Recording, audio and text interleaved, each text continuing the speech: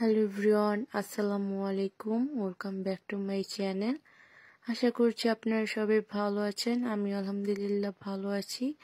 আজকে আপনাদের সেই ভিন্ন স্বাদের ভর্তা তৈরি করে দেখাবো। আশা করছি আপনাদের ভিডিওটি ভালো লাগবে। প্রথমে যে রেসিপিটি আপনাদের সাথে শেয়ার করব সেটা হচ্ছে বেগুনের ভর্তা।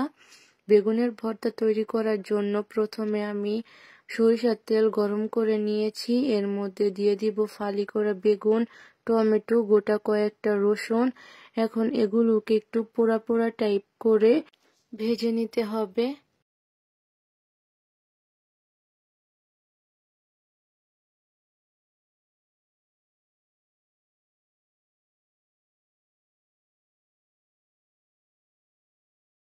সুপ্রিয় দর্শক, বেগুনটাকে ভালো করে ভেজে নেওয়ার পর এখন একটি প্লেটে নিয়েছি 2 টেবিল চামচ পরিমাণ পেঁয়াজ কুচি, 1 টেবিল চামচ পরিমাণ কাঁচামরিচ কুচি। কাঁচামরিচটাকে আপনারা ঝাল কম বেশি করে নিতে পারেন।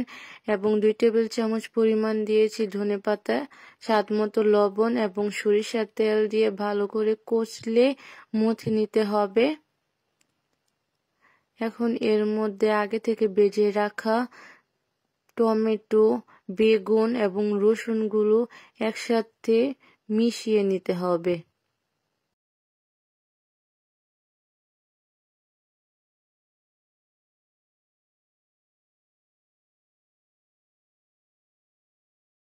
ব্যাস তৈরি হয়ে গেল খুবই মজার বেগুন ভর্তা। আপনারা কে কে এভাবে বেগুন ভর্তা খেয়েছেন অবশ্যই কমেন্ট করে জানাবেন।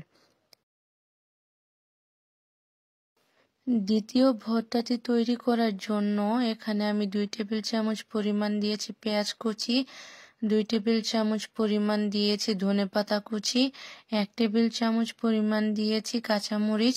ঝাল আপনারা কম বেশি বাড়িয়ে কমিয়ে নিতে পারেন। এবং লবণ দিয়েছি স্বাদ মতো এবং দিয়েছি সরিষার তেল। এখন আগে থেকে বয়েল করে রাখা আলুগুলো দিয়ে দিব।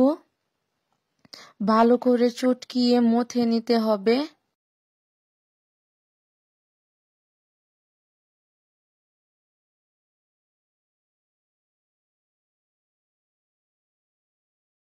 সুপ্রিয় দর্শক, তৈরি হয়ে গেল মজাদার আলু ভর্তার রেসিপি। তৃতীয় রেসিপিটি তৈরি করার জন্য একটি প্লেটে আমি নিয়েছি 2 টেবিল চামচ পরিমাণ পেঁয়াজ কুচি, 2 টেবিল চামচ পরিমাণ দিয়েছি ধনেপাতা কুচি, 1 টেবিল চামচ পরিমাণ দিয়েছি কাঁচামরিচ। কাঁচামরিচটাকে আপনারা ঝাল কম বেশি বাড়িয়ে কমিয়ে নিতে পারবেন। এবং দিয়েছি স্বাদ মতো লবণ এবং সরিষার তেল দিয়ে ভালো করে মথে নিতে হবে। এখন এর মধ্যে আগে থেকে বয়েল করে রাখা ডিম দিয়ে দিব।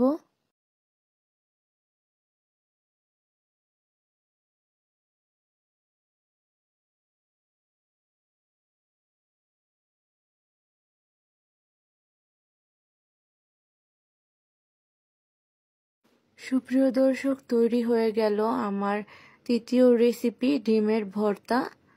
আশা করছি আপনাদের সাথে আমি খুবই সহজভাবে এই 3টি রেসিপি শেয়ার করেছি। আপনারা যারা ঝামেলার জন্য এইসব ভর্তা বানাতে পারেন না, তারা আজকের ভিডিও দেখে খুবই সহজভাবে এই ভর্তাগুলো বানিয়ে নিতে পারবেন। এই ভর্তা কিন্তু খুদে ভাত, গরম ভাত বা যে কোনো রুটির সাথেও আপনারা খুবই মজার করে খেতে পারবেন। আশা করছি আপনাদের ভিডিওটি ভালো লেগেছে। ভালো লাগলে অবশ্যই লাইক, কমেন্ট, শেয়ার করে দিবেন। আমাকে বেশি বেশি সাপোর্ট করবেন। ইউটিউব থেকে দেখে থাকলে অবশ্যই আমার চ্যানেলটি সাবস্ক্রাইব করে দিবেন এবং ফেসবুক থেকে দেখে থাকলে অবশ্যই আমার চ্যানেলটি ফলো করে দিবেন।